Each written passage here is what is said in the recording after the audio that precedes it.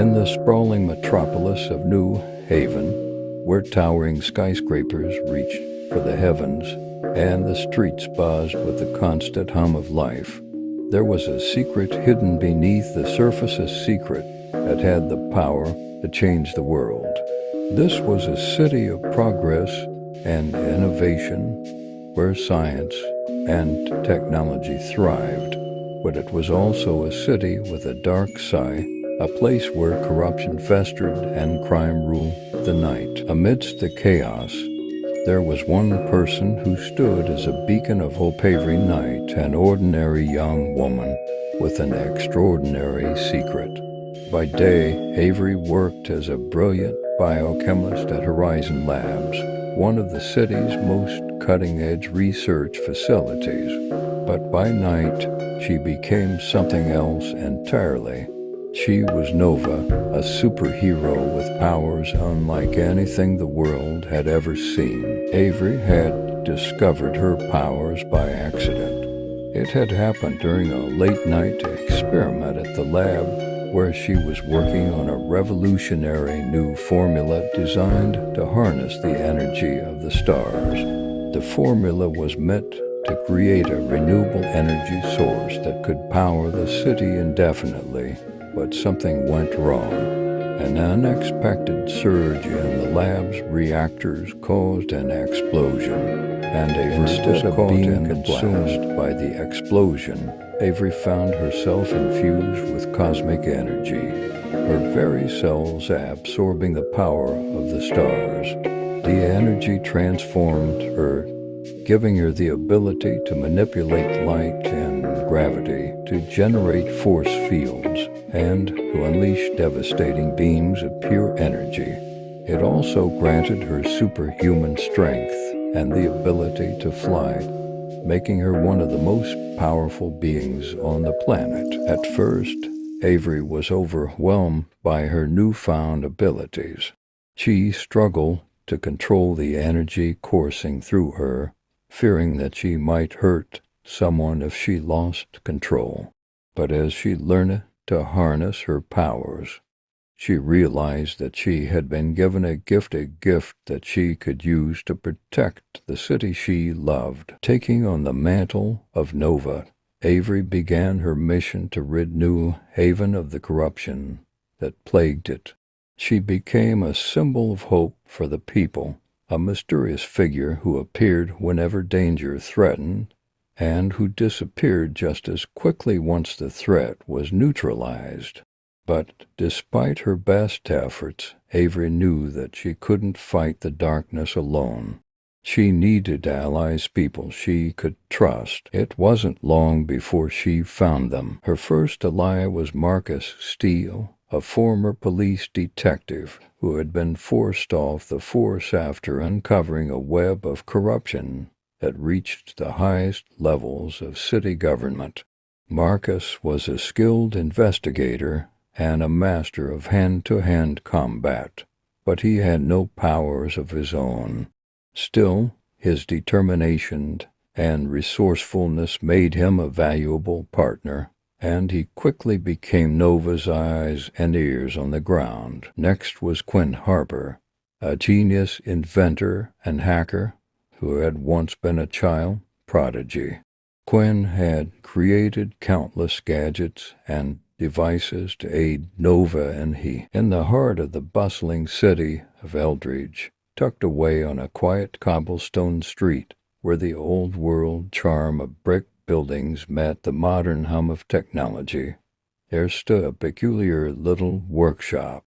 The sign above the door read Hawthorne & Co., Wonders and Whimsies, and the window display was a fascinating collection of mechanical marvels, clockwork birds that chirped and flapped their wings, a miniature steam engine that puffed tiny clouds of smoke, and a glowing orb that hovered in midair, spinning slowly as if contemplating the mysteries of the universe. Inside the workshop, the air was filled with the scent of wood shavings, metal polish, and a faint whiff of ozone.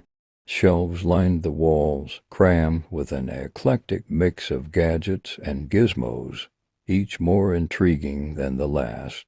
There were gears of all sizes, cogs and springs, blueprints pinned to corkboards, and tools scattered across workbenches. But the real marvel of the workshop was its owner, a brilliant yet eccentric inventor named Atticus Hawthorne. Atticus was a man who defied convention. His wild, curly hair seemed to have a mind of its own, often sporting bits of wire and stray feathers from his various projects. He wore a leather apron over his tweed vest, and his glasses, perpetually smudged with grease, perched precariously on the end of his nose. Atticus had a reputation in Eldridge as a genius, though some considered him more of a mad scientist, always on the cusp of some grand invention or spectacular disaster. Atticus was beloved by the community. Children would press their noses to the window, hoping to catch a glimpse of his latest creation, while adults would come to him with broken machines and impossible ideas, knowing that if anyone could fix or bring them to life, it was Atticus. One rainy afternoon, as the workshop glowed warmly against the dreary outside world, Atticus was deep in thought over his latest invention, a device he called the chronoloom. It was a contraption that combined the precision of clockwork with the mystique of the unknown, designed to weave the very fabric of time itself. Atticus envisioned it as a way to glimpse the past, or perhaps even influence it, though he was cautious about such possibilities.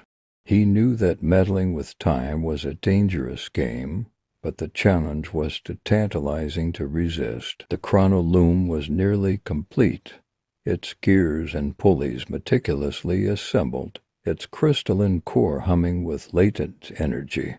But there was one crucial component missing, a rare and powerful crystal known as the aurorite. This crystal, said to be a fragment of a fallen star, was rumored to be hidden in the mountains north of Eldridge, and a place known only to a select few. As Atticus pondered how to acquire the aurorite, the workshop door creaked open, and a young woman stepped inside. She was soaked from deep in the heart of the Eldenwood forest, where sunlight filtered through the ancient trees in shafts of golden light. There lay a place spoken of only in whispers, a place of magic and mystery, known as the Enchanted Garden.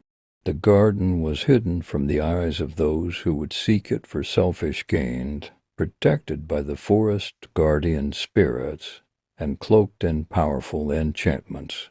Only the pure of heart, those who wandered with no ill intent, could find the path that led to its gates. The legend of the Enchanted Garden had been passed down through generations, told around campfires and sung in old ballads. It was said that within the garden time moved differently, and the plants and creatures that lived there possessed powers beyond imagination. Flowers bloomed with colors that no artist could capture, their petals shimmering with an inner light. Trees whispered ancient secrets, their leaves rustling with voices from long ago. And in the heart of the garden, it was said, grew the tree of eternity, whose fruit could grant eternal life or wisdom beyond measure to those deemed worthy. But no one had seen the garden in living memory. It remained a story, a tantalizing dream that lingered in the minds of those who longed such dreamer was a young woman named Elaun, who lived in a small village on the edge of the Eldenwood. Elaun had always felt a connection to the forest, spending her days wandering its paths, listening to the songs of the birds and collecting herbs and flowers for her remedies. She was known in the village as a healer, someone who could ease pain with a poultice or cure sickness with a brew.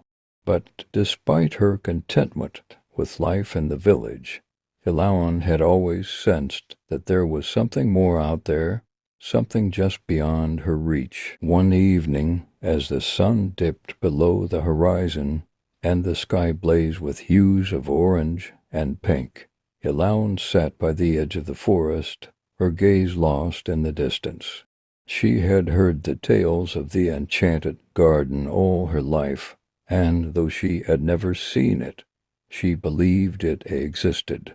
The thought of such a place, filled with beauty and magic, had always tugged at her heart. As she sat there, a soft breeze stirred the leaves around her, carrying with it a faint, melodic sound.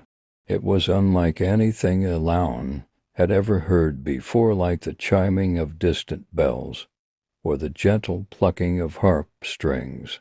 The sound was alluring, pulling her towards the forest as if it were calling her name. Without hesitation, Ilaun rose to her feet and followed the sound. The path before her was unfamiliar, yet her steps were sure, guided by an unseen force. The deeper she ventured into the Eldenwood, the more the world around her seemed to change. The trees grew taller and more ancient, their bark etched with intricate patterns that glowed faintly in the twilight. The air was thick with the scent of jasmine and honeysuckle, and the ground beneath her feet was soft with moss. Event